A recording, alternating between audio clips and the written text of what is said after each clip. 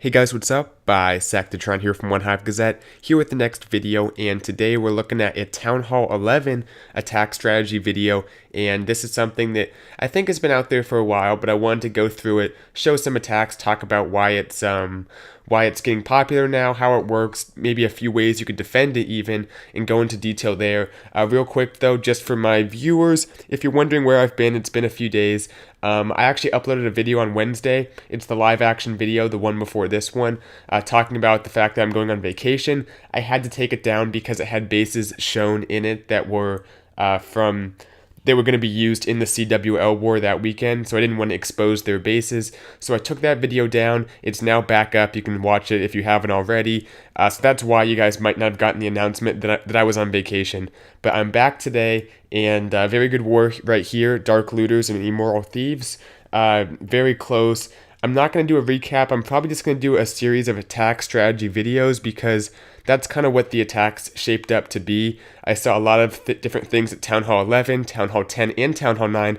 So I should have one, attack strategy type video for each Town Hall level throughout the week that you guys should see at one point or another. So anyway, we're starting today with some Town Hall 11 attacks. This is the Witch Bowler combination, which has worked very well at Town Hall 11. You can see basically what the idea is. You start off with you can use a golem sometimes if there's a number of point defense units in the area. Then you just go from one side to the other. You're attacking an entire side of the base. So you drop down a few witches, a few bowlers on each of the corners to create the funnel. You start on the outside and work your way in with your deployment. Some people, like Moo here, use 2 healers, one on each of the corners to help the bowlers and the witches stay up long enough to create the funnel. Now, you don't need all your troops to go in the middle. That's not even what you're trying to do, because the funneling bowlers and witches tend to go to the outside, which is fine. They can still get some value for you, especially with those healers on them, but the main force should go to the middle. The funnel is created by those troops, and you can see he just storms his way through the base. I think he has 2 jump spells, which is typically what you do because the Infernos are so spread out. If you don't have 2 jumps, it's going to be hard to move through the base. Use the Warden's ability, as needed, and typically these level 3 witches are powerful enough to wreck even a max Town Hall 10 base. And yes, I know this is not a Town Hall 11 v Town Hall 11 strategy. It is technically a dip attack strategy, but at Town Hall 11, we're not seeing every base be 3-starred, even by some of the best clans. Dark Looters, possibly the best clan in CWL right now, the way they're performing. Still, not every Town Hall 10 is being 3-starred. In the dip attacks they use. So it's not like this is a spam attack, easy 3-star. You can call it a spam attack. Maybe it takes more luck than skill than for other attacks, but it still takes quite a bit of skill, and it doesn't always work out.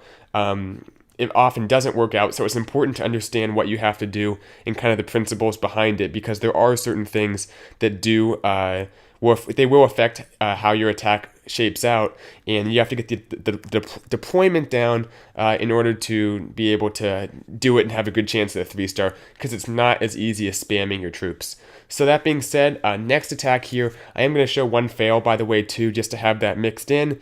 But this next attack is by Smiler, and fast forward to the start. He just uses giants, which I like. You don't always have to bring a golem, especially on this base. There's not much point defense right on the wall right there, so he can just drop down a giant on each side, backed up by the witches and some bowlers. Now the skeletons do enough tanking, which is pretty much all he needs to create the funnel. Gets, that second layer, I'll pause this real quick. This building right here, very important for the bowlers and the witches too. Both behave similarly because they both can target buildings over the walls. So it's important to take those out and kind of work your way in, so that all there is for the bowlers and the witches to target is kind of the middle of the base, has that first jump to let everything in, then the next jump to kind of make his way into the middle of the base. Doesn't have a jump that actually connects the Inferno Tower, but I think he, figures his queen will step up and eventually his troops will make their way through the wall, so he doesn't have to worry as much about that.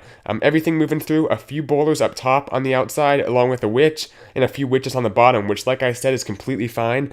Can work out to your benefit even, because it doesn't leave a shell of the base. It takes the base out evenly, just one straight wave across it, rather than going through the base and having defenses flanking all sides of your kill squad. So works out great. You can see typically what happens is right here, the queen, the king, the warden, and some of the other troops tend to kind of clump up on one side or another of the base, which is fine. And typically it actually works better because everything's in that warden's protected health buff area, that little halo around him. So it's even better that way. Still has the king's ability, actually. A few balloons always help, just to target specific buildings. And sometimes you'll look at the base and think there's no spots for balloons. But if you bring one or two, I almost guarantee there's going to be a place where a balloon could be used, because the air defenses go down in weird ways. And a lot of times the defense will become exposed that you didn't think would be when you were planning out your attack. So that nice balloon right there took out the archer tower and then has a ton of troops left up either way. Gets that builder's hut, which you want to have archers for, but oh well, we'll let him off the hook this time. He does have time to get the 3-star, and he had like a 2-minute attack, so had a whole minute left, but just in general, you want to have those archers or something. Moving on, we're going to take a look at the failed attack as an example, and we'll look at one of Captain Crunch's 3-stars as well using this strategy. I don't want to just pick on him for having the fail, but it was, a well-executed attack. This base is, max defense, difficult for a Town Hall 11 to 3-star. Not incredibly difficult, but it's still, a lot of the time we see failed attacks, and I know that sounds weird because it's a dip attack, but that's just the reality. These attacks are hard to do. I like those bowlers. They're getting the second bounce on the Archer Tower and the Wizard Tower.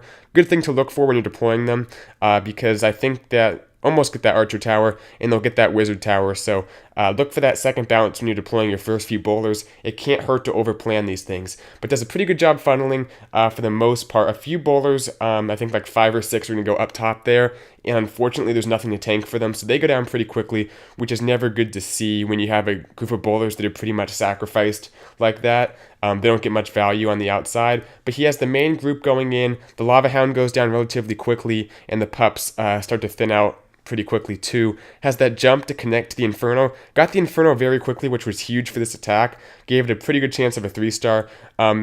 This one, I think, would have gone for a 3-star, and those few balloons up there were perfect. Like I said, gets that Wizard Tower. I think it'll get that Bomb Tower, so great value. But it was the Tesla farm that's actually going to cause him to not get the 3-star here. And I think for Town Hall 10, that's something to consider. If you think your base is going to be dipped on, which pretty much every Town Hall 10 should have that in mind, especially like the mid-level Town Hall 10s, possibly some max Town Hall 10s. The lower level Town Hall 10s, there's not much you can do either way if a Town Hall 11 is able to attack you. But for certain Town Hall 10s, putting that Tesla farm there can be very effective if the attack goes from the opposite side of the base. Maybe not as much for air attacks, maybe not, I'm not sure for that, but definitely for this strategy, because things start to thin out, and a group of like 3 Teslas amongst all these high HP buildings can be really vicious to witches, to bowlers, even to heroes. So I think that this strategy is so much based on getting 3/4 of the base taken out quickly, then hoping you have enough troops left over for that last 25%. But by doing this, when all the troops are spread out at the end of the attack, the Teslas can be very effective. And right here, I don't think they take out his troops. They just cost them the time, which was still equally important. Got the witches taken out, which would have gotten the 3-star had the Teslas not been there. So good stuff to whoever built that base. That's Damaka the Hans or something. So anyway, let's take a look at one more attack here. This is Captain Crunch. Oops, wrong one. Don't want to show that one. Captain Crunch coming in here with another one of these witch bowler attacks.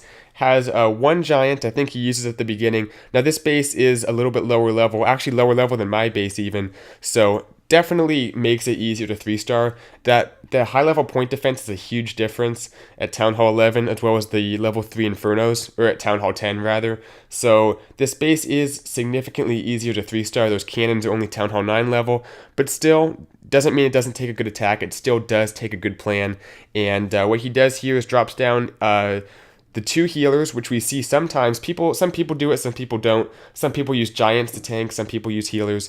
Don't think either one makes that big of a difference. The bottom, there's Teslas, things go down quickly, but gets the minimum job done. Gets that one building right there. This building is so important, right on the corner in that first layer. That can make your troops walk if you don't take it out, along with these army camps next to them. Gets the important stuff taken out, and from there, everything's going into the middle pretty much, which is what you want to see. When in doubt, error on the side of having more stuff go into the middle than less. I know I've said it's effective to have witches or bowlers, a few of them walk to the outside. Typically, error on the side of getting your troops in the base. That's your priority. So anyway, has those first two jumps early. You don't always need to connect that second Inferno Tower, especially for a lower level base like this. You can let your troops kind of make their way through the wall, or let your queen shoot over the wall. Either way, it tends to work out okay if you have your troops in the right place at the right time. It seems like the queen and the warden always end up together for one reason or another. So I don't know why, but it's a good end game composition there, having those two troops next to each other, especially if you still have the queen's ability. So there's not many troops left up. There's a few witches, I think one witch, two witches at the top there. They should get that cannon taken out, and then from there, the queen and the warden can fight their way through, along with that witch at the bottom, and get those bottom defenses taken out. So awesome attack. We'll go ahead and go ×4, just for sake of time, because you guys know what's happening. But yeah, guys, that's the basics. You know, start on the outside, work your way in. Typically, you're attacking an entire side of a base. So Town Hall 10 base builders, don't make your bases, squares. Try to mix up the shape of the walls and stuff. That can be something that can be effective. Also, the Tesla farm can be effective. But in terms of deployment, like I said, work your way in. You can use healers on each side for the funnel. You can use giants, but drop a few witches, a few bowlers to create that funnel. That's very important. Then drop your main group of troops up the middle. 2 jumps typically gets the job done. You guys saw the spell comps. You can kind of pick and choose a little bit. You have a little bit of freedom as far as what spells you bring. And if there's a lot of point defense, drop a golem. If not, you don't need a golem as much. So hope that all, helped for those of you Town Hall 11s and for Town Hall 10s who want to get some advice on kind of how to defend it. I tried to sprinkle in a few tips for possible defense strategies, and yeah, I should have some more defensive videos that'll cover more beyond this for Town Hall 9, Town Hall 10 coming out this week, along with some more attack strategies that were produced from this war. Good job to Dark Looters getting the win, but also a very good war to Immoral Thieves. Both clans performed very well, so good job to both groups of players. I'll see you guys in my next video. Bisectatron out.